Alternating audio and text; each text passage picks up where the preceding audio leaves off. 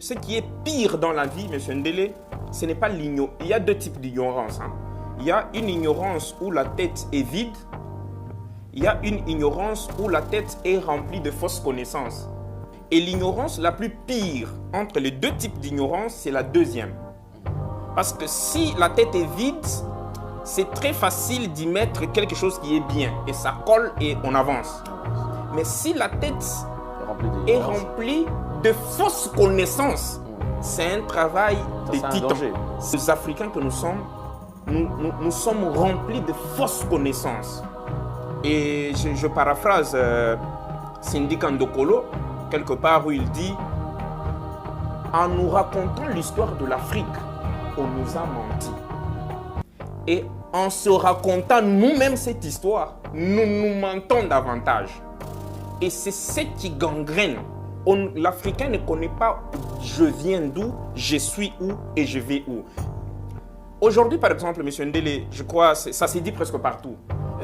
Toutes les inventions ici, c'est l'homme noir qui avait inventé au commencement. Mais l'Europe et l'Occident nous ont volé nos inventions. Ils sont allés blanchir comme si ce sont eux qui ont inventé. Mais au moment où nous parlons avec vous, qui interdit à l'Africain de continuer les inventions?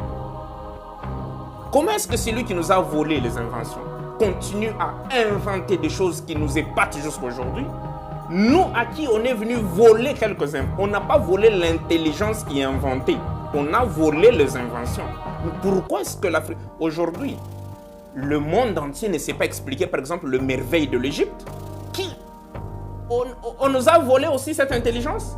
C'est quoi la source du problème? C'est pourquoi aujourd'hui on s'est dit non, il fallait qu'on démontre aux Africains, qu'on démontre aux Congolais les périodes majeures qui caractérisent, qui expliquent la situation dans laquelle nous nous retrouvons. Le cœur de l'Afrique, le 30 juin 1925, ça vous fera 50 ans. Et arrivés ici, ils n'ont pas fait tous les objectifs pour lesquels on les a envoyés en Afrique. Ils nous ont appris à lire et à écrire, c'est pourquoi ils ont construit des écoles. Ils nous ont appris la salubrité environnementale, là on ne doit pas le nier. Mais ils nous ont caché le troisième objectif. C'est lequel? Apprenez-leur que dès quelle est d'abord la source de votre intelligence? Vous êtes leur petit frère. Mais comment vous devenez plus intelligent que eux? Dites-leur que voilà. Ils sont sous la malédiction. Voilà, vous êtes sous la malédiction. Nous étions aussi comme vous. Mais Dieu nous est déjà revenu chez nous. Il a renié l'alliance et il nous envoie vous apprendre à lire, vous apprendre à écrire, vous apprendre la salubrité et vous informer que restez calme, il est en train aussi de venir chez vous conclure la troisième et dernière alliance. Sachant cela, dit non. Arrivés ici, ils font des investigations, ils trouvent exactement, là c'est en 1975, 1875, ils font des investigations, ils disent oui, l'Afrique c'est tellement riche à un degré impossible. Alors on ne peut pas aller informer aux Africains que la source de cette intelligence, c'est l'alliance qu'on a louée avec Dieu. Il faut qu'on leur dise que c'est nous, le blanc et le rouge, qui sont vos dieux.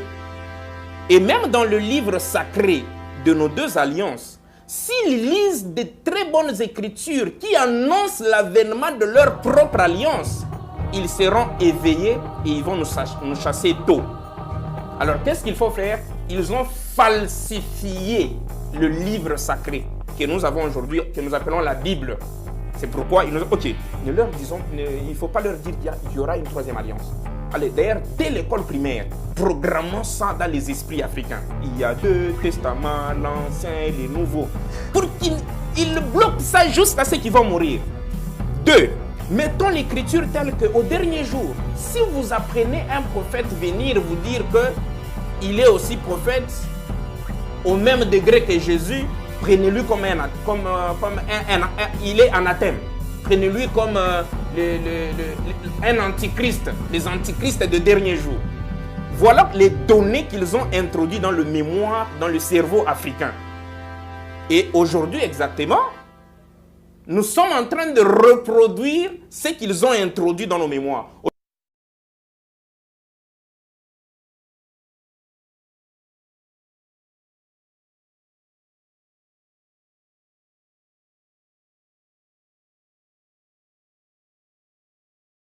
De partager ces plateaux bien sûr avec vous. Alors d'entre autres jeux, comme vous le savez, depuis un certain temps, c'est plus de 25 ans que la République démocratique du Congo traverse une zone de turbulence, surtout l'est du pays. parce qu'il y a toujours de coups de feu, il y a toujours des tueries, il y a toujours des génocides. Et cette fois-ci, on s'est dit, c'est des trop en fait. Vous êtes Congolais, un message à toutes ces personnes qui traversent des moments très difficiles de côté de ce pays. Merci. Bonjour à tous les téléspectateurs de Nouvelles Tendances TV. Comme un petit message à nos amis, à nos frères, à nos papas, à nos mamans qui sont en train de souffrir exactement. Donc, lui donner confiance, collaborer avec lui, collaborer avec l'armée. Certainement, Dieu qui nous a révélé cela ne manquera pas de l'assister, de l'orienter. Et nous sommes en train de voir comment est-ce que l'intelligence est plus grande que les armes, l'intelligence est plus grande que le bombe. Comment est-ce qu'à petits pas, mais de pas très sûrs, l'Est de la République est en train de prendre la bonne direction vers la paix. Ok, merci beaucoup. Ça, c'est un message. Je crois, mesdames et messieurs, nous serons bilingues pour permettre également à tout le monde de bien bénéficier de ces messages. Parce que depuis un certain temps, comme j'ai toujours dit, nous avons besoin que Congo, les nœuds de problème, les awapi, et quelles sont les pistes de solutions pour que Mboka et Longwa, état à genoux, depuis tout Fukamati, Lilo, Mabolongo, tout Suina, et nous avons besoin que les lots tout décollé, Mboka et Kendeliboso. Déjà, comme j'ai toujours répété, qu'il y a certaines réalités, certaines choses qu'on ne maîtrise plus dans ce pays parce qu'un pays potentiellement riche, avec un peuple extrêmement pauvre, pauvreté tellement intense au point où on se pose la question, sinon quand même, on a pris cette solution. Divin Père Kabouya, alors je crois quand même, au permettre de déranger au moins trop. Mais pourquoi est-ce que vous l'appelez divin? Et pourquoi divin Ndengeni? Alors, essaie un peu de nous expliquer, pourquoi divin? Merci pour la question. C'est très important. Je sais que plusieurs fois, elle revient. On s'appelle divin et ce n'est pas uniquement la personne qui est devant vous qui s'appelle divin. Donc, même vous qui êtes en face de moi, je peux vous appeler divin. Et c'est parti d'où? C'est parti de... Au commencement, Dieu a engendré l'homme à son image et à sa ressemblance. Et étant progéniture de Dieu, provenant de Dieu, tout homme est divin et toute femme est divine. C'est pourquoi au Troisième Testament, tout homme est appelé divin Père et toute femme est appelée divine Mère. Certes, l'humanité est arrivée là où nous sommes avec vous aujourd'hui, où l'homme a été dégénéré, l'homme est tombé, l'homme est devenu pratiquement une épave comparativement à l'état originel. Et c'est pourquoi, dans le processus de restauration de cet homme, on est en train d'aller progressivement pour retourner l'homme à sa naissance, à sa nature divine. Donc le divin Père n'est pas un titre personnel, n'est pas un titre particulier, c'est un qualificatif que tout homme peut porter, que toute femme peut porter. Donc bien que voilà, nous sommes un peu, l'homme est déchu, nous sommes en train de récupérer. C'est comme un poisson, voilà, c'est quand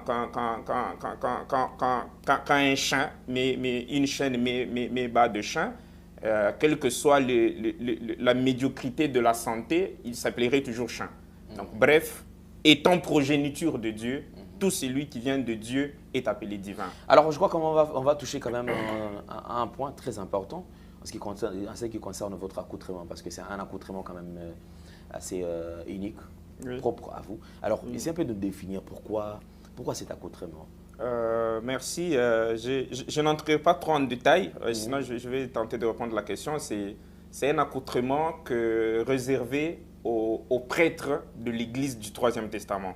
Donc, il y en a de différentes façons, quoi. Donc, là, c'est une école plus réservée aux prêtres, c'est un accoutrement sacerdotal. Voilà.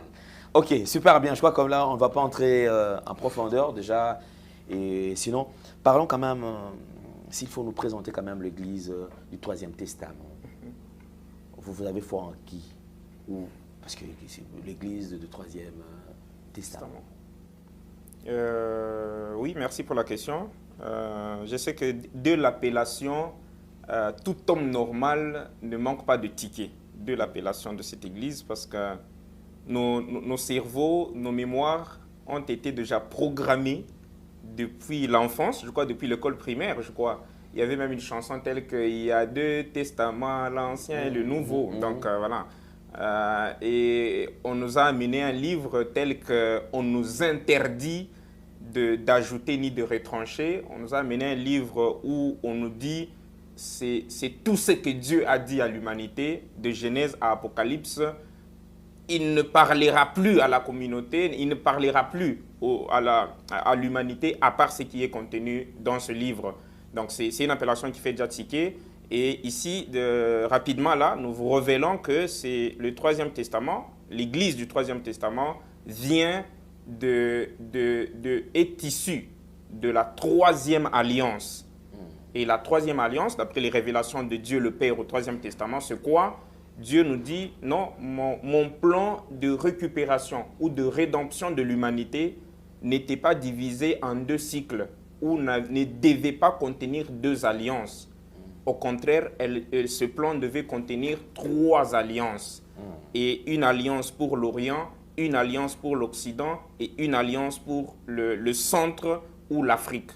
Et voilà, l'Église du Troisième Testament est issue de cette alliance que Dieu est venu conclure avec la race noire ou le continent africain. Je crois, dans le déroulement de l'émission, certainement, vous ne manquerez pas d'avoir encore d'autres éléments complémentaires. Effectivement, merci beaucoup. Je crois quand même, je voulais quand même ouvrir une autre brèche, mais je me dis non, sinon on va aller encore à côté de la plaque. Sinon, on va y revenir très prochainement parce qu'il y a quand même à boire et à manger dans ce que vous venez de dire tout à l'heure.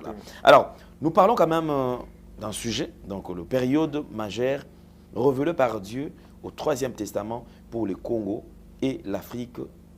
Ça date de très longtemps, depuis 1875 à nos jours. D'entrée en jeu déjà, M. Ndele,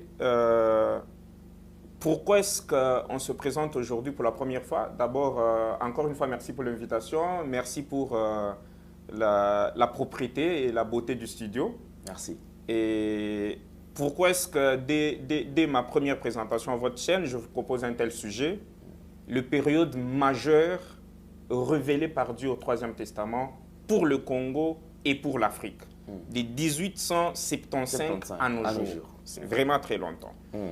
Et pour très bien comprendre le pourquoi de ces sujets, je crois très fortement qu'on ne saura même pas l'exploiter profondément dans une seule émission.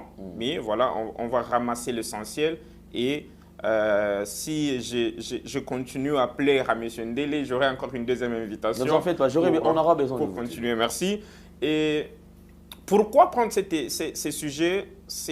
Vous verrez que dans le développement, ça touche beaucoup à l'actualité du pays, à l'actualité de ce continent berceau de l'humanité, à l'actualité de ce cœur du continent qu'on appelle scandale géologique. Je crois dès l'entrée de cette émission, vous avez déjà semblé attaquer ça pour dire, bon, jusque-là, on ne comprend pas toujours comment est-ce qu'un pays avec des scandales, les autres appellent géologiques, mais dont la population, le peuple ne vit pas cela. Un paradoxe total inexplicable. Et vous verrez que dans le période qu'on va vous révéler du Congo et de l'Afrique, vous allez voir tout ce qui explique ce que nous sommes en train de vivre.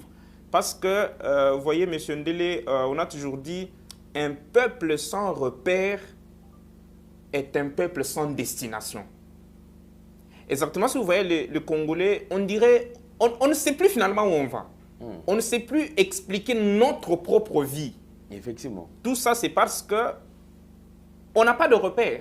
Beaucoup de repères ont été modifiés, beaucoup de repères ont été falsifiés, beaucoup de repères ont été changés. Et finalement, on se retrouve nulle part. Finalement, l'Afrique et le Congo, mais on s'est dit, mais on vient d'où, on est où et on va où? Donc, vous allez comprendre avec le période révélée, ce qui explique la situation actuelle. Et l'homme congolais, l'homme africain comprendra finalement, waouh, donc c'est de là où nous venons.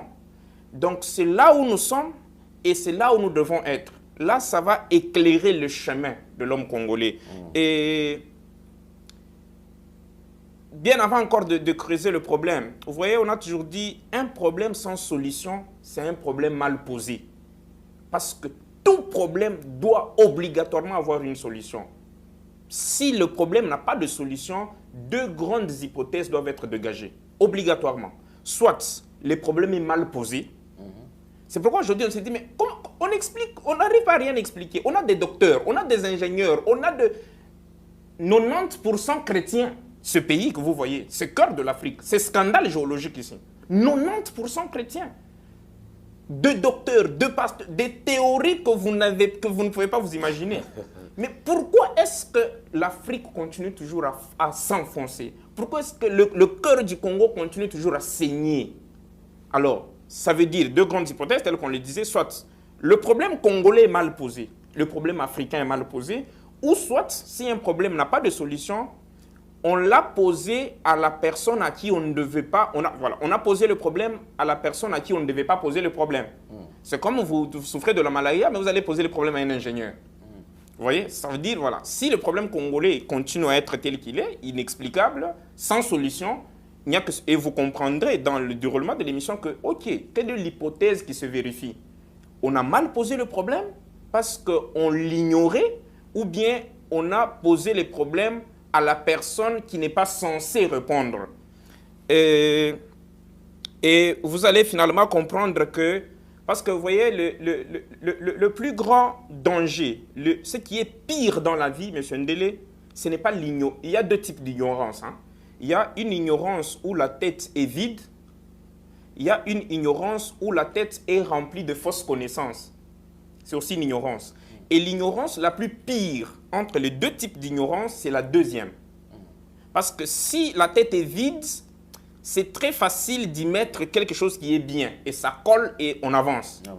Mais si la tête est remplie de fausses connaissances, c'est un travail de titan. C'est pas facile parce qu'il faut d'abord formater la carte pour y introduire maintenant de nouvelles connaissances. C'est comme un enfant qui n'a pas encore été à l'école. S'il est à la maison, tu lui dis, voilà, je prends un exemple, hein, un enfant de l'école maternelle ou de l'école primaire, dès qu'il est à l'école, son maître se trompe et ose lui dire que 1 plus 1 égale 3. S'il revient à l'école, toi, ton papa, tu lui dis 1 plus 1 égale combien? Il te dit égale 3. Tu lui dis non, ce n'est pas égal à 3, égal à 2. Il ne va pas t'accepter. Parce que là où la réponse devait se poser, il y a déjà une autre réponse. Alors, pour mieux nettoyer cette réponse, il faut retourner chez le maître pour lui dire non, apparemment, tu t'es trompé hier. Et le maître change et l'élève, finalement, finira comprendre que, voilà, ce n'était pas la bonne connaissance que j'avais. Et c'est la deuxième ignorance qui est en train de gangréner l'Afrique. Les Africains que nous sommes, nous sommes remplis de fausses connaissances. Et je paraphrase Cindy Kandokolo, quelque part où il dit « En nous racontant l'histoire de l'Afrique, on nous a menti. Et en se racontant nous-mêmes cette histoire, nous nous mentons davantage. Et c'est ce qui gangrène. L'Africain ne connaît pas « je viens d'où, je suis où et je vais où ». Pour vraiment maintenant entrer dans les sujets, je termine avec cet exemple. Aujourd'hui, par exemple, M. Ndélé, je crois, ça s'est dit presque partout. Toutes les inventions ici, c'est l'homme noir qui avait inventé au commencement. Mais l'Europe et l'Occident nous ont volé nos inventions. Ils sont allés blanchir comme si ce sont eux qui ont inventé. Mais au moment où nous parlons avec vous, qui interdit à l'Africain de continuer les inventions? Comment est-ce que celui qui nous a volé les inventions continue à inventer des choses qui nous épatent jusqu'à aujourd'hui? Nous, à qui on est venu voler quelques-uns, on n'a pas volé l'intelligence qui est inventée. On a volé les inventions. Mais pourquoi est-ce que l'Afrique... Aujourd'hui, le monde entier ne sait pas expliquer, par exemple, le merveille de l'Égypte, qui est le pyramide. Au moment où la science est à son top pratiquement. Mais la science ne sait pas nous produire le bâtiment comme le pyramide d'Égypte. Mais c'était construit par qui? Par des Noirs. Mais aujourd'hui, les Noirs sont capables de construire des ponts. On nous a volé aussi cette intelligence. C'est quoi la source du problème? C'est pourquoi aujourd'hui on s'est dit non, il fallait qu'on démontre aux Africains, qu'on démontre aux Congolais les périodes majeures qui caractérisent, qui expliquent la situation dans laquelle nous nous retrouvons. Et nous allons très rapidement Avant de donner très rapidement ces périodes majeures, vous allez comprendre que nous commençons en 1875. Je fais un petit flash avant 1875 pour très bien comprendre pourquoi nous avons choisi de commencer en 1875. Je sais que ceux qui nous suivent, peut-être quelqu'un d'autre se dit, mais est-ce qu'il n'est pas en train de se tromper? Est-ce qu'il ne veut pas parler de 1885 qui correspond à la conférence de Berlin? Mais lui parle de 1875. Est-ce qu'il ne se trompe pas? Non, vous allez comprendre que je ne me trompe pas. Je commence 10 ans avant cette conférence de Berlin et vous comprendrez pourquoi. Dieu nous révèle ceci au Troisième Testament à travers son élu et envoyé divin du nom de Ilungambidi Mbai Kazadin Kobon. Qu'est-ce qu'il nous dit? L'humanité, nous allons brièvement, je crois tel que vous nous avez déjà accepté indirectement la prochaine invitation, on viendra avec une émission qui va commencer de la genèse de l'humanité jusqu'à l'histoire précoloniale, parce qu'on connaît beaucoup plus l'histoire post-coloniale de l'Afrique. De la véritable genèse de l'humanité jusqu'à l'histoire précoloniale, ça veut dire jusqu'aux années 1875. Mais aujourd'hui, on va beaucoup plus prendre la phase B. Mais pour qu'on comprenne très bien la phase B, on fait un petit flash de la phase A que nous viendrons développer plus tard. Dieu nous révèle au Troisième Testament, à travers l'élu divin dont nous venons de citer, que la vie a commencé en Afrique. Le jardin d'Éden, c'est l'Afrique centrale. On viendra plus détailler. On va vous donner même la circonscription, c'est quoi le jardin d'Éden. Bref, les premiers hommes ont existé en Afrique. Et c'est l'homme noir qui est l'aîné de l'humanité. C'est ce que la science est venue nous dire en voilant aux petits esprits pour nous dire l'Afrique est le berceau de l'humanité. Au lieu de nous dire juste vous, le noir, vous êtes les aînés de l'humanité. C'est tout ce que ça veut dire. Alors, si les Noirs sont les aînés de l'humanité, or d'un côté, on nous a apporté un livre tel que les premiers humains ont existé dans le jardin d'Éden et ils ont existé dans l'Asie mineure. Ce n'est pas moi en Irak et autre chose. Ce qui est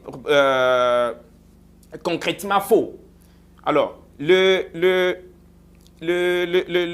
jardin d'Éden, qui est l'Afrique, qui est l'Afrique centrale, les premiers humains qui ont existé là-bas, après le péché,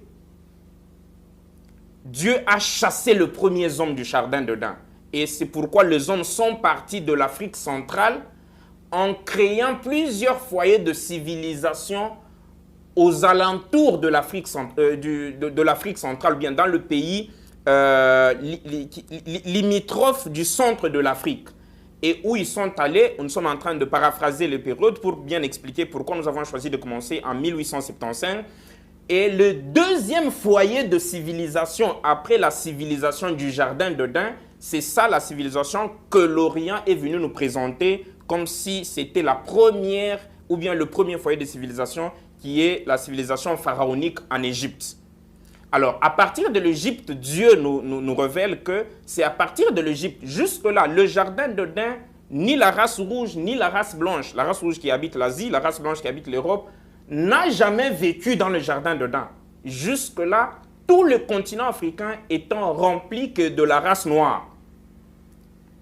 Et dans la mutation, dans le refoulement au centre du Congo, au centre de l'Afrique, ils sont allés fonder ce deuxième foyer de civilisation en Égypte. Et c'est à partir de l'Égypte, d'après les révélations de Dieu au Troisième Testament, que l'homme noir, Dieu a activé la potentialité mise dans l'homme noir pour que de l'homme noir puissent sortir les autres races. D'où la race rouge qui est allée en Asie et la race blanche qui est allée en Europe. Bref, voilà la phase qui explique le petit flash de la genèse de l'humanité et l'histoire précoloniale.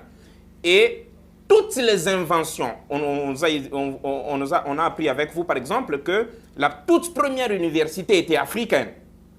Au moment où aujourd'hui, on ne sait pas avoir une université africaine sur la liste de 5 premières universités par exemple au monde. Mais alors que la première université était africaine, la première puissance économique était l'Égypte par exemple. Mais aujourd'hui, on ne sait pas faire ça. Alors bref, cette phase qui passe, l'homme chassé du jardin d'Éden, où il était à l'image et à la ressemblance de Dieu, où il avait une forte intelligence et sagesse, qui savait inventer, qui savait la meilleure spiritualité, où l'homme collaborait, ou parlait avec l'être suprême qui est Dieu, d'où est venue la construction de pyramides, d'où est venue d'autres inventions qu'on est venu prendre finalement, qu'on est allé branchir. Une fois l'homme déchu, l'homme dégénéré, l'homme devenu épave, c'est toute l'humanité. Ça veut dire le noir, le rouge, le blanc. Tous, on a perdu l'intelligence. Aujourd'hui, on voit même dans les documentaires, on nous montre que voilà, quand l'Orient et l'Occident sont arrivés, nos grands-pères s'habillaient en peau de animaux, de trucs comme ça. Mais toute l'humanité était caractérisée par cette caractéristique-là. Mais voilà, quand les années plus tard, Dieu qui regarde, qui dit, ok, regarde l'homme qui était à mon image, à ma ressemblance, là où il a chuté, là où il est devenu, ce qu'il est devenu. Je ne peux pas le laisser indéfiniment dans ses malheurs. Alors, je crée ou j'inaugure un plan divin de récupération ou de restauration de l'homme perdu. Vous voyez? Et c'est dans ces processus qui est venu, c'est qu'on nous a présenté avec vous, le plan de rédemption de l'humanité. Et Dieu s'est dit, ok, parce que c'est l'homme noir qui était à la base de la chute de l'humanité, parce que c'est lui seul qui existait dans le jardin d'Éden, pour commencer à récupérer le race ou les hommes sur terre, je ne commence pas avec la race noire qui est la race aînée, je commence avec la race progéniture de la race noire. Parce qu'aujourd'hui, nous vous informons que l'homme noir, la race noire n'est pas seulement la race aînée de l'humanité, mais c'est la race mère de l'humanité. Parce que c'est la race qui a engendré la race rouge, qui a engendré la race blanche. On va les démontrer dans notre prochain numéro. Nous allons très vite à donner le période. Dieu conclut finalement, commence dans le processus de récupération. Il conclut la première alliance avec l'Orient pour dire, je veux, parce que vous avez perdu votre identité spirituelle avec laquelle je collaborais avec vous, je vous instruisais, je vous donnais des intelligences pour inventer les choses, je viens vous récupérer, je viens vous restaurer. C'est ce qu'on appelle alliance. C'est d'où est venu, il y a les alliances, voilà, les alliances ont commencé là. Après avoir récupéré l'Orient, Dieu est allé conclure la deuxième alliance avec l'Occident, d'où est venu le christianisme. Une fois les deux alliances conclues, voilà pourquoi nous arrivons maintenant en 1875. Dieu nous révèle, à travers son élu divin et prophète messianique africain, on va les démontrer avec tous les écrits à l'appui, Dieu envoie l'Orient et l'Occident, déjà récupérés, déjà retourner leur identité spirituelle, au moment où l'Afrique continue à être dans l'intelligence ténébreuse de péché originel, et sous la punition du fait que c'est elle la race mère et la race à la base de la chute de l'homme. Alors, allez-y maintenant en Afrique. Vous trouverez vos aînés de l'humanité sans intelligence, intelligence voilée, intelligence qui sombre dans l'ignorance, suite au péché originel. Dieu nous révèle qu'il a donné l'Afrique, Dieu a offert l'Afrique. Dieu a donné l'Afrique à l'Orient et à l'Occident pour 50 ans de colonisation et de domination. C'est vrai ça? Exactement. Parce que vous, je vous ai déjà retourné votre identité spirituelle. Vous savez maintenant lire, vous savez écrire, vous savez inventer. Allez-y maintenant. Pour 3 grandes raisons. On va vous expliquer pourquoi il a donné 50 ans et vous verrez pourquoi même d'où est venue la naissance de Lumumba. Quelle est l'explication véritable du nom Lumumba qu'aucun historien congolais ne sait expliquer?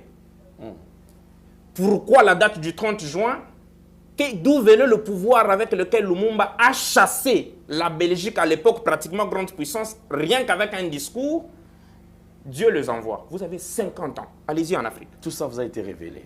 Dans le livre de Lambidis. Tout ça, vous verrez même quand est-ce que ce livre est écrit. C'est vraiment intéressant. Je crois que... Merci.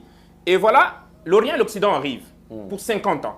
En 1875, je m'excuse, en 1875, Dieu leur donne ce pouvoir-là d'aller dominer l'Afrique et avec pour 3 grandes raisons majeures. Première raison, parce qu'ils sont auteurs du péché. Ils sont auteurs de la dégénérescence de l'humanité. J'avais voilé leur intelligence. Je les avais ravis leur intelligence. Alors, ils sont restés sûrs de richesses sans savoir quoi faire avec. À l'époque, nos grands-pères jouaient avec le diamant, on dirait de petits jouets, jusqu'à ce que l'Orient et l'Occident sont arrivés. Alors, allez-y. Apprenez-leur à écrire. Apprenez-leur à lire. Apprenez-leur la salubrité environnementale. Apprenez-leur, informez-le que moi, Dieu, je suis en train de venir en Afrique pour conclure avec eux la troisième et dernière alliance pour leur aussi restaurer leur identité spirituelle propre qu'ils avaient au commencement et qu'ils avaient perdue. Voilà les trois grandes raisons majeures. Nos frères, nos progénitures, nos descendants, l'Orient et l'Occident arrivent, ils disent ok, 50 ans, ça va. Donc ça va partir en principe de 1875, si nous faisons le calcul avec vous, 1875 plus 50 ans, ça nous donne 1925. Dieu les oblige pour dire, vous libérez l'Afrique, et plus principalement le cœur de l'Afrique, le 30 juin 1925. Ça vous fera 50 ans.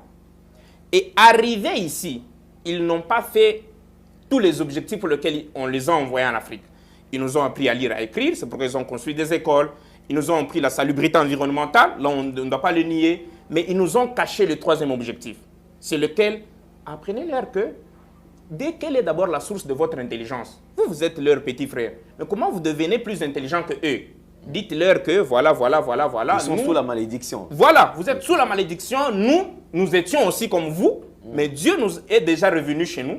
Il a renié l'alliance et il nous envoie vous apprendre à lire, vous apprendre à écrire, vous apprendre la salubrité et vous informer que restez calme, il est en train aussi de venir chez vous conclure la troisième et dernière alliance. Sachant cela, dit non. Arrivés ici, ils font des investigations, ils trouvent exactement, là, c'est en 1875, ils font des investigations, ils disent, oui, l'Afrique c'est tellement riche à un degré impossible. Alors, on ne peut pas aller informer aux Africains que la source de cette intelligence, c'est l'alliance qu'on a louée avec Dieu. Il faut qu'on leur dise que c'est nous, le blanc et le rouge, qui sont vos dieux. Et même dans le livre sacré de nos deux alliances, s'ils lisent de très bonnes écritures qui annoncent l'avènement de leur propre alliance, ils seront éveillés et ils vont nous chasser tôt. Alors, qu'est-ce qu'il faut faire? Ils ont falsifié le livre sacré que nous avons aujourd'hui, que nous appelons la Bible. C'est pourquoi ils nous ont... Ok, il ne faut pas leur dire qu'il y aura une troisième alliance. Allez, d'ailleurs, dès l'école primaire, programmons ça dans les esprits africains. Il y a deux testaments, l'ancien et le nouveau. Pour qu'ils bloquent ça jusqu'à ce qu'ils vont mourir. 2. Mettons l'écriture telle qu'au dernier jour, si vous apprenez un prophète venir vous dire qu'il est aussi prophète au même degré que Jésus, prenez-lui comme il est anathème. Prenez-lui comme un antichrist, les antichrists de dernier jour. Voilà les données qu'ils ont introduites dans le mémoire, dans le cerveau africain. Et aujourd'hui exactement, nous sommes en train de reproduire ce qu'ils ont introduit dans nos mémoires. Aujourd'hui, un Africain, si tu lui dis, l'alliance est conclue avec qui? Si tu lui dis Abraham Lincoln Runchivek, il aura tendance à ne pas vous rejeter d'emblée. Parce qu'il dit, bon, ce qui est beau, bien, brillant, ne peut venir que de l'autre côté. Mais si tu lui dis, mais le prophète c'est qui? C'est Kimbangu, le prophète c'est qui? C'est Chimangalo Sambuta, le prophète c'est qui? C'est Mbaye Kazadi. Le premier reflet d'un Africain, c'est commencer à rigoler. Tu dis, monsieur, mais tu es perdu là. Tu es à côté. Et il a raison parce qu'il a sémé dans son cerveau depuis ses ancêtres. Nous passons cette période de 1875. Plus 50 ans, on a vu avec vous que nous sommes le 30... on devait être le 30 juin 1925. 25 ans. Et le 30 juin 1925, qu'est-ce qui se passe? Avant d'arriver en 1925, Dieu nous révèle, nous sommes en l'an 1900. Le sphère de haute spiritualité occidentale et orientale savent cette date-là. Arrivé en 1900, Dieu quitte l'Orient. Dieu quitte l'Occident, je m'excuse. Parce qu'il était déjà parti de l'Orient avec la première alliance, il était déjà en Occident avec la deuxième alliance. Dieu quitte l'Occident en l'an 1900. Ça veut dire 1900. Ça veut dire les esprits messianiques quittent ces continents pour l'Afrique. Et eux, dans leur sphère, ils ont vu ça. Et ils savaient très bien que, waouh, les esprits messianiques qui viennent de partir en Afrique, c'est pour aller accomplir ce que Dieu nous avait dit qu'il devait conclure la 3e alliance avec eux. Alors, qu'est-ce qu'ils vont faire? C'est ça même une des raisons majeures, ou bien la raison même fondamentale, nous révélons en Jean, de la Première Guerre mondiale. Ils ont attendu de 1900 à 1914, ils se sont dit, ok, l'esprit messianique qui conclut chaque fois les alliances vient de partir en Afrique. Comme il est parti en 1900, en 1914, cet esprit a 14 ans. Vous voyez? Alors, Satan, avec sa colère, dans son plan, il nous présente d'autres données, mais la donnée majeure, c'est quoi? Recrutons, allons-y en Afrique, recrutons tous les jeunes à partir de 14 ans qu'on les envoie à la guerre. Comme ça, l'enfant mâle, qui devait être l'incarnation de ces Christ messianiques-là, devait aussi aller mourir. Ou soit, si nous récupérons plus les jeunes de 14 ans, nous les ramenons chez nous, avec nos lunettes mystiques, on sait détecter cette réincarnation-là et on va les bloquer encore chez nous. Oh. C'est ça la raison majeure de la Première Guerre mondiale. Et Dieu connaissant, parce qu'il maîtrise l'avenir, le présent et le passé, ok, comme je suis parti en 1900 et vont me suivre en 1914 pour prendre le garçon de 14 ans, alors Dieu rentre, il quitte l'Occident, il n'envoie pas l'esprit messianique la même année en Afrique. Il le retarde un peu, il envoie cet esprit en 1910. Et le 14 avril 1910, naît le prophète dont je venais de vous parler, du nom de Ilunga Mbidi Mbayi Kazadi Nkobong, qui est le testateur de cette 3e alliance que nous sommes en train de vous présenter aujourd'hui. Lui, il est né où? Il est né au Congo, au Kasaï, à Kabangi, le 14 avril 1910. Et quand la Première Guerre mondiale est en train de se faire, pour eux, ces garçons mâles à 14 ans, au moment, au contraire, les garçons mâles n'avaient que 4 ans. Arrivé en 1925, le 30 juin, Dieu revient en Occident pour dire, voilà notre contrat. Je vous avais envoyé dominer l'Afrique pour 50 ans, pour 3 raisons. Vous n'avez pas fait ces 3 raisons-là. Et puis, vous venez d'expirer vos 50 ans. On est le 30 juin 1925. Libérer l'Afrique, principalement le cœur du Congo. En 1925, l'Occident s'impose pour dire non, Dieu. Avec autant de minéraux comme ça, on lâche le Congo très tôt comme ça, on lâche l'Afrique. Est-ce que vous ne pouvez pas nous accepter un glissement de 35 ans? Si vous nous ajoutez seulement 35 ans, avec votre autorisation, on continue à exploiter l'Afrique. Après 35 ans, on va lâcher les Africains. Là, c'est une négociation entre les Occidents, les Occidentaux et Dieu. Et Dieu. En 1925, Dieu leur accorde ces glissements de 35 ans. Quand vous prenez 30 juin 1925 plus 35 ans, ça devait tomber le 30 juin 1960. Dieu, sachant que même en 1960, il n'allait pas lâcher. Vous voyez? Parce qu'il voit l'avenir. Il n'allait pas toujours lâcher exactement. On va vous prouver qu'en 1960, on nous présentait déjà le plan Van Binsen, qui nous donnait quelque chose de 30 ans encore pour nous donner l'indépendance vers les années 1990. Dieu dit ceci, ok, comme je viens d'accepter de leur donner un glissement de 35 ans pour aller jusqu'au 30 juin 1960, vous verrez même pourquoi dans l'hymne national, Dieu dit, voilà pourquoi j'ai hypnotisé le concepteur de cet hymne national pour dire 30 juin, jour sacré de l'immortel. Ce n'était pas un jour choisi par l'Orient, ni choisi par le Lumumba. Eux savaient que c'est ça la date que je leur avais dit de libérer le cœur du Congo. Comme le 30 juin 1960, ils ne vont pas accepter encore. C'est pourquoi en 1925, si vous vous rappelez bien, nous sommes au mois de juillet, Dieu fait descendre un lot d'esprits libérateurs de l'Afrique à l'expiration du glissement de 35 ans. Et dont à la tête le nom de Patrice Emery Lumumba. Et ici nous révélons, voilà pourquoi Dieu a fait descendre cet esprit au mois de juillet 1925. C'est pour que 35 ans plus tard, que Dieu puisse s'incarner dans la personne de Lumumba, lui donner le pouvoir possible de tenir un discours extraordinaire pour faire trembler et faire partir finalement la Belgique de ces pays. Et c'est pourquoi même Dieu nous révèle, allez-y dans tout le livre d'histoire. Allez-y dans la tribu mère de Lumumba. Vous ne trouverez jamais le nom de Lumumba avant cette personne de Lumumba-là. Le nom a commencé avec lui. Et Dieu nous révèle, voilà la signification de ce nom. C'est une abréviation mise ensemble. Et c'est un nom Luba. Lumumba veut dire quoi? Les 4 premières lettres qui forment Lumu, c'est tout un mot en entier. Et le Lumu en Chiluba ou bien en Luba, ça veut dire gloire ou honneur. Et le M qui suit juste, c'est l'abréviation de Nviji Mukulu. Quand on abrège, on prend juste un seul M. Et le bas de la fin, ça veut dire Bafika. Ça veut dire, avec cette personne, après les 35 ans, je montrerai à l'Occident que je reste Dieu. Quand je décide, je décide. Et ça veut dire Lumu, Luanviji Mukulu, Mubafika. C'est pourquoi, vous voyez, l'importance de Lumumba transcende les frontières congolaises. Là, c'est une révélation, bien sûr, que vous avez reçue. Oui, oui. Et donc, loin de ce que les gens que vous maîtrisent sur Lumumba, c'est ça?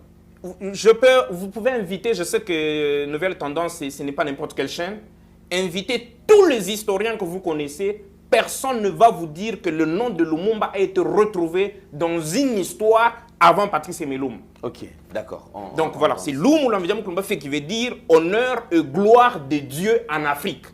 Et c'est lui qui a chassé, et finalement c'est parti comme ça en 1925. Voilà pourquoi le 30 juin 1960, 35 ans de glissement après, Dieu active la sémence qu'il avait mis dans ses tombes pour chasser la Belgique main nue. Et la Belgique est partie en 1925. Et comme la Belgique est partie, l'Afrique commence à être libérée, nous sommes en 1936. Et c'est probablement par là qu'on pourra peut-être arrêter pour la 36 et 45 pour aujourd'hui, pour l'émission d'aujourd'hui. En 1936, Dieu dit ceci. Avant d'arriver à 1936, vous vous rappelez, M. Ndele, vous êtes quand même un grand lecteur de la spiritualité africaine.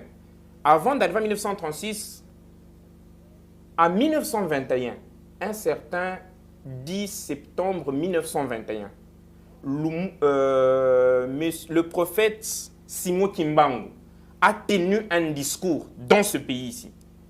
Lequel discours, 2 ou 3 jours après, quand l'Occident a écouté seulement sa prédication qu'il a donnée dans sa paroisse, on l'a arrêté, on l'a emprisonné, jusque 30 ans après, jusqu'à ce qu'il est parti.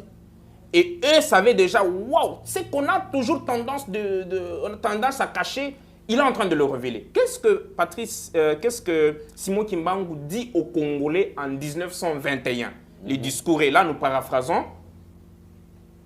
Les fils du monde de ténèbres sont venus nous coloniser. Continuez à lire la Bible, parce qu'il faut qu'un voleur soit attrapé avec ce qu'il a volé. Mais nous aurons notre propre livre sacré, dans lequel seront écrites des choses cachées pour la race noire et les peuples du Congo. Un livre sacré dans lequel on va y retrouver des choses qui étaient cachées. Qui étaient cachées par qui? Par les 2 premiers livres sacrés qui sont contenus dans un livre qu'on appelle la Bible. Un instructeur viendra avant mon retour pour écrire ce livre. Car sans cet instructeur, qui préparera le peuple Congo? Voilà la réponse à laquelle je suis en train de vous dire. Voilà ce qui explique le malheur congolais.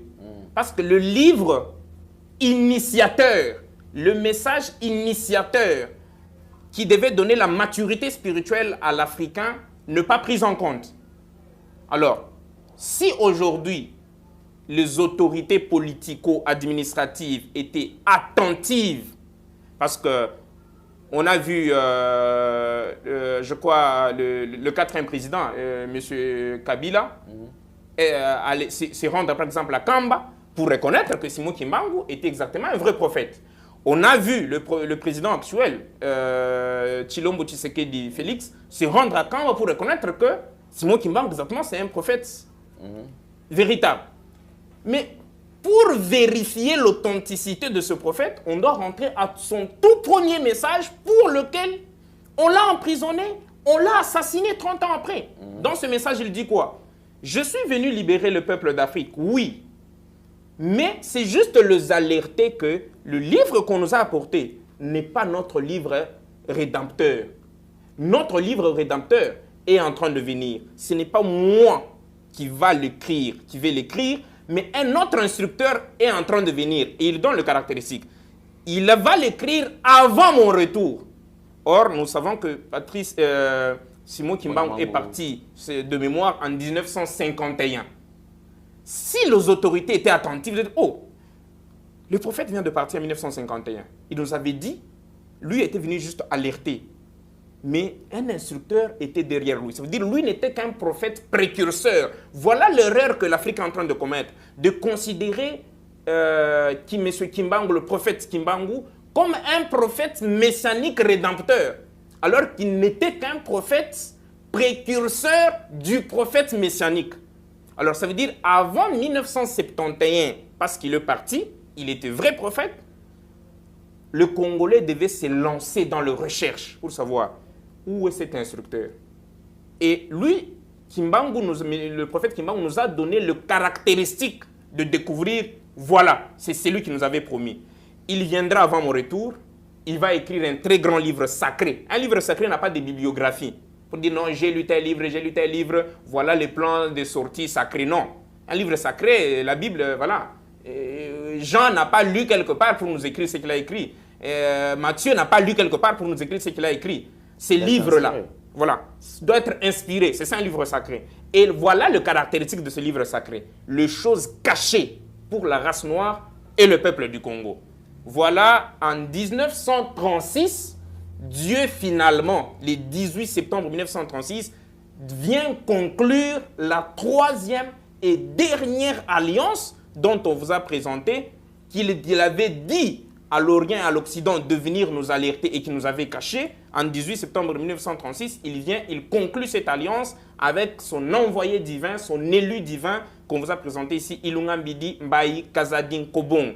Et le 9 mai 1945, au moment où Kimbangu est en prison, en train de purger ses années en prison, le 9 mai 1945, Dieu hypnotise le prophète, il l'envoie, il s'est dit, moi je pars dans mes commerces, il quitte le Kasaï, il part au Katanga, dans la même province où était emprisonné Simon Kimbangu.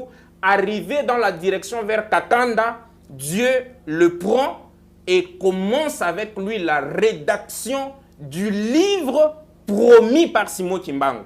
Ça veut dire le 9 mai 1945, ce livre a existé, il existe et c'est pratiquement, ces livres, pas même pratiquement, c'est ces livres qui constituent la source de toutes les révélations que je viens à peine de vous présenter. Divin Père Kabouya, je crois que comme on est en train de courir rapidement derrière le temps, oui. Alors je crois que c'est juste une première partie. Oui. Je suis très content parce que je crois qu'il y a plusieurs questions oui. qu'on va poser. Les téléspectateurs également, vous avez une question, vous pouvez également nous écrire, soit à travers le numéro qui est affiché, c'est un numéro, le numéro du Divin Père Kabouya. Vous pouvez aussi l'écrire, poser des questions et lorsqu'on revient sur le plateau, il pourra répondre. Je me pose la question. Oui. C'est vrai qu'il y a eu un temps d'esclavage qui a eu comme durée 50 ans. Oui. Ils ont demandé un glissement. Ça, c'est l'Occident qui négocie avec Dieu pour un glissement de 35 ans. Oui. Ils ont obtenu les 35 ans de glissement. Oui. Et je me pose la question. Après le 85 ans, ouais, je peux prendre le 50 et les 35. Oui. Alors, après toutes ces années-là, oui. Je pense l'Afrique devait maintenant décoller parce que maintenant, Dieu s'était décidé de se rendre en Afrique. Oui. Alors, comment justifiez-vous cela, la manière dont l'Afrique traverse, le temps que l'Afrique traverse actuellement, alors que Dieu lui-même s'est déjà rendu en Afrique?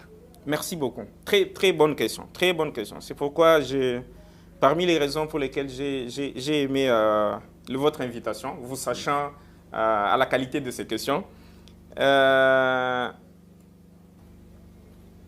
Premier élément, très important à savoir est que, par exemple, aujourd'hui, je sais que peut-être les questions sont en train déjà de couler pour dire, mais un livre libérateur de l'Afrique, un livre rédempteur de l'Afrique, un livre prophétisé par Simon Kimbangu, mais qui existe depuis le 9 mai 1945, une alliance propre à l'Afrique qui existe depuis 18 septembre 1936.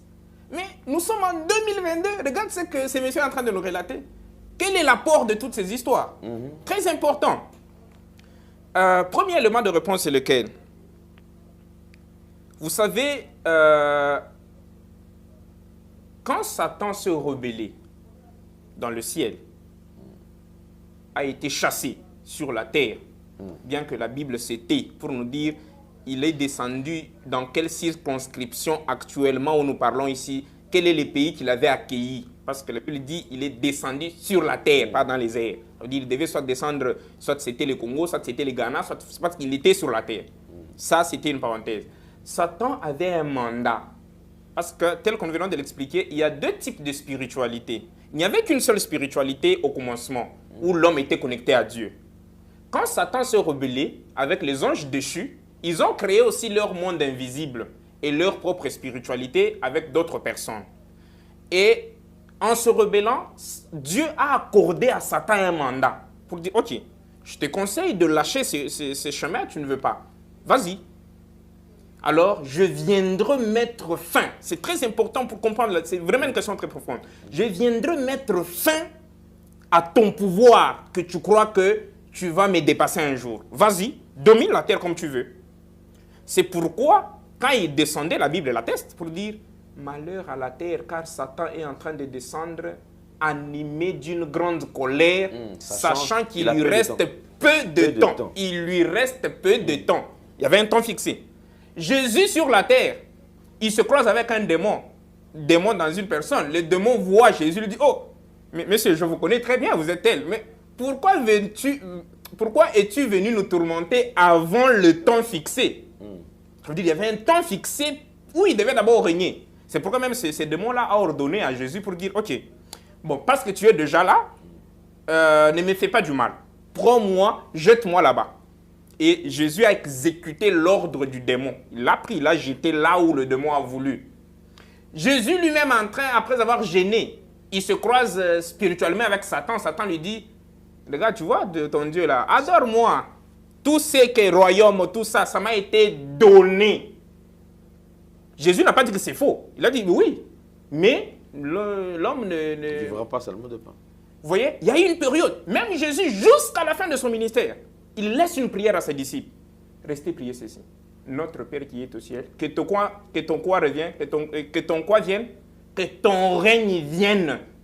Ça veut dire, même quand lui partait, voulait quitter la terre n'avait pas un règne de Dieu. C'était dans la période où le mandat accordé à Satan.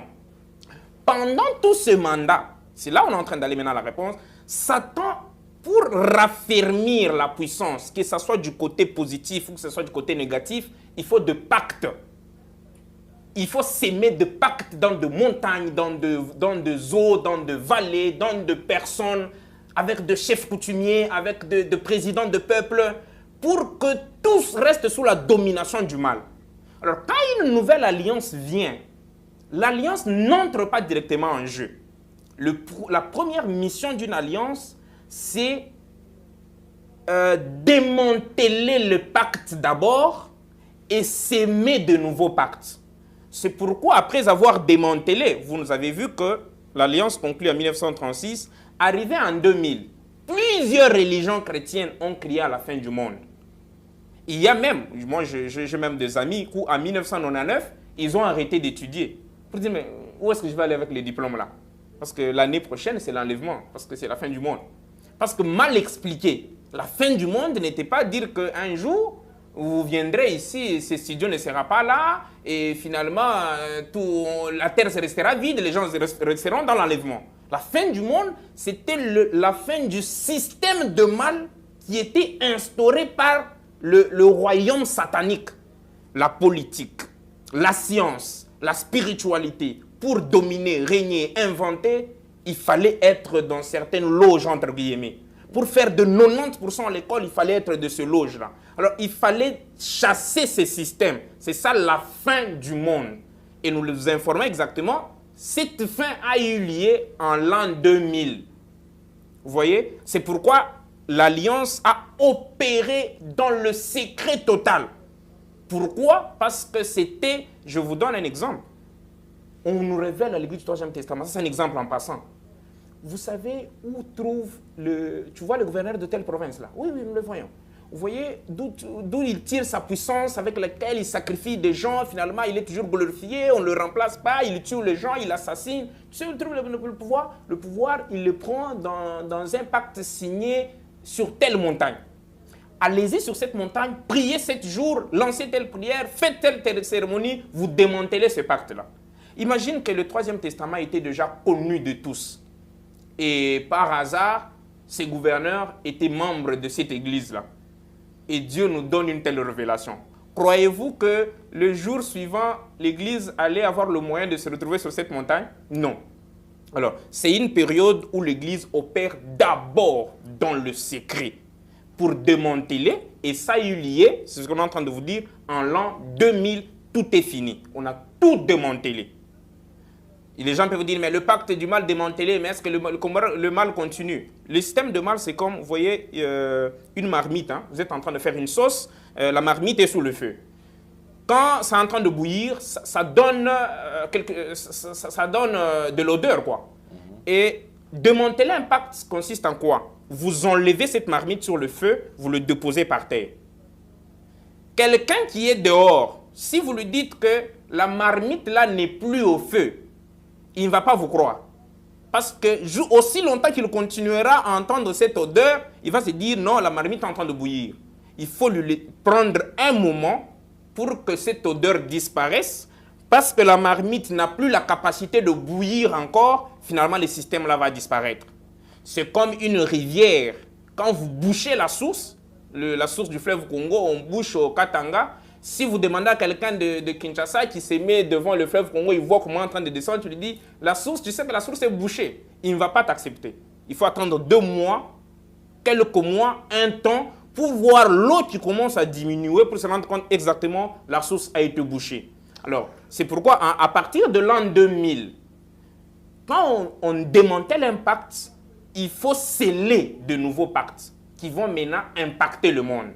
C'est pourquoi pendant 21 ans, de l'an 2000 à l'an 2021, l'Église s'est mise dans la deuxième phase de s'aimer de nouveaux pactes qui devaient maintenant commencer à orienter les choses. Et c'est à travers ces nouveaux pactes que nous concluons pour vous dire que ça a permis, par exemple, qu'aujourd'hui, le président en exercice qui est là, Tshilombo Tshisekedi, se retrouve président de la République. Parce que, ressortissant d'une certaine zone où le pacte satanique était signé très longtemps avec nos arrière-grands-pères, pour dire, parce que la Belgique, l'Occident, l'Orient et l'Occident savaient très bien. Rappelez-vous, quelque part, on nous a dit que l'Afrique avait la forme d'un revolver dont la gâchette s'est trouvée au Congo. Il y a une nuance très importante que je vais vous démontrer aujourd'hui, que beaucoup de gens n'arrivent pas à saisir. Ce n'est pas le Congo qui est la gâchette, c'est le français. L'Afrique a la forme d'un revolver dont la gâchette se trouve au Congo. On n'a pas dit dont la gâchette est le Congo. Ça veut dire le Congo cachait la gâchette du revolver africain.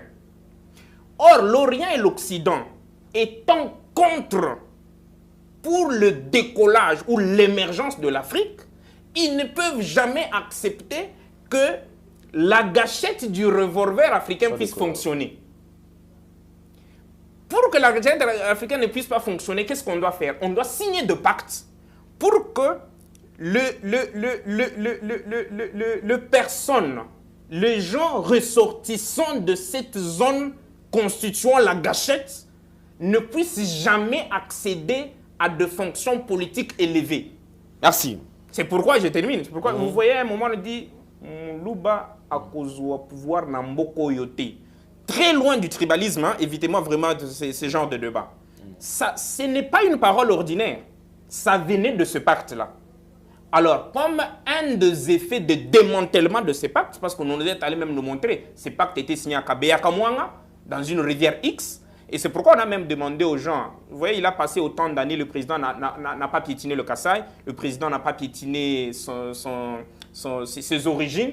Nous, on le disait, on l'a même dit sur Kadiom TV, il dit non, le président ne piétinera jamais le Kasaï avant que Dieu l'envoie d'abord piétiner en Égypte. C'est après Égypte qu'il retournera à Kabeya Kamwanga. Parce qu'il y a un lien très mystique que vous allez voir dans l'émission qu'on a promis, Véritable jeunesse de l'humanité et histoire précoloniale. Quel est le lien mystique entre la circonscription du Congo appelée Kabeya Kamwanga et l'Égypte?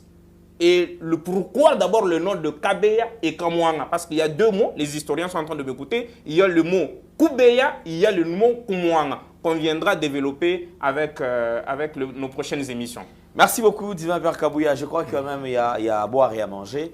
Aujourd'hui, on va mettre quand même un point final à cette émission. Sinon, en tout cas, toutes les portes sont grandement ouvertes. Très, très prochainement, revenez parce qu'il y a plusieurs questions à poser.